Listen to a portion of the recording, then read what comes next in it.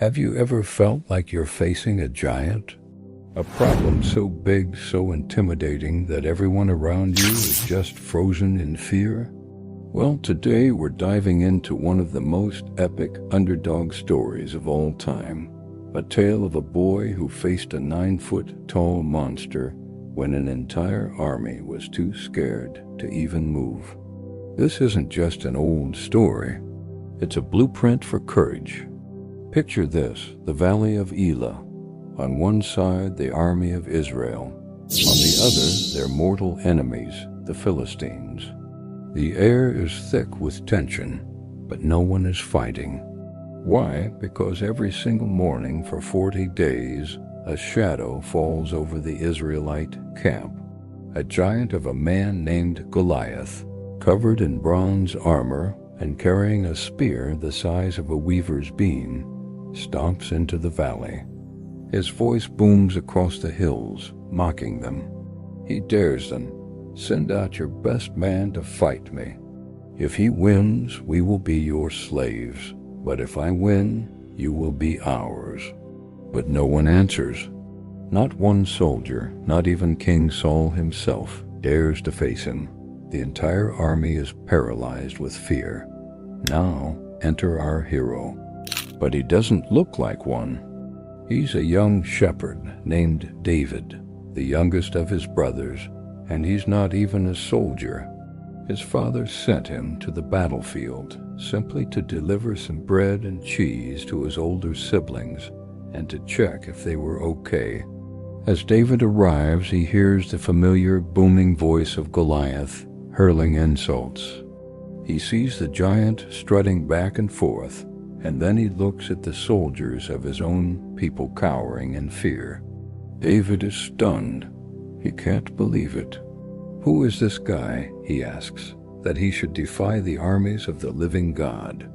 He's genuinely confused by everyone's terror. To him, the insult isn't just against the army, it's against God himself. While the seasoned warriors whisper about the reward the king has offered to anyone who can defeat Goliath, David's mind is on something else entirely. He sees the fear and it ignites a fire in him. This isn't just a battle of muscle. It's a battle of faith. He goes straight to King Saul and makes a shocking declaration. "Let no one lose heart on account of this Philistine. Your servant will go and fight him." Saul looks at David, this young boy with no armor, no military training, and says, "You can't. You're only a boy," and he's been a warrior since he was young. But David has a different kind of resume.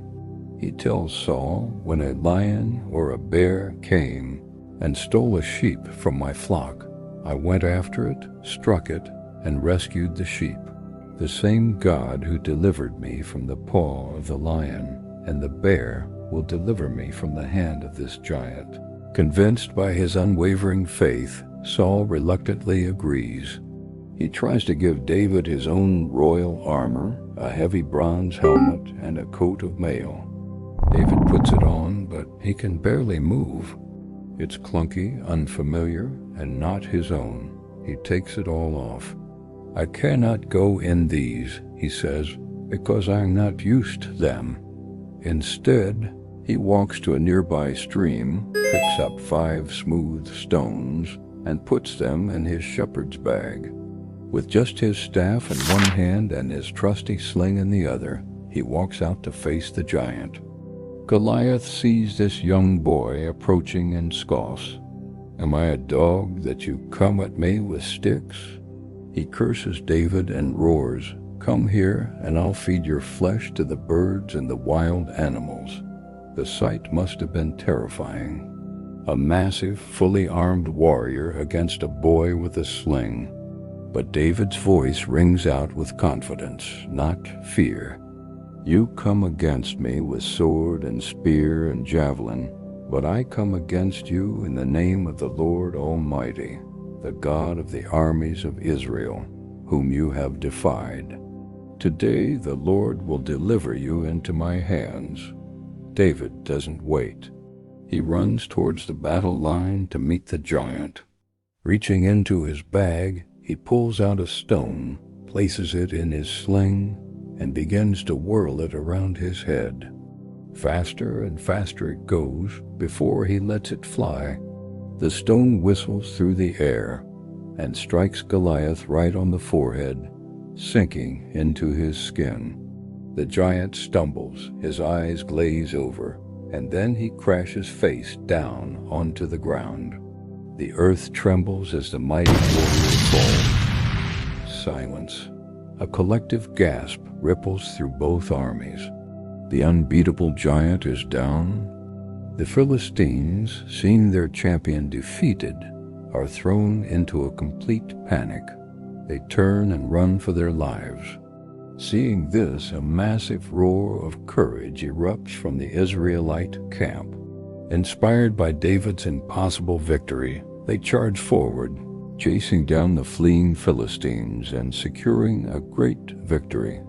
A single act of faith from a young shepherd turned the tide of an entire war. It goes to show that it's not about the size of the giant you face, but the size of the faith you have in your heart. Thanks for watching, and if this story inspired you, make sure to hit that like button and subscribe for more epic tales. See you next time.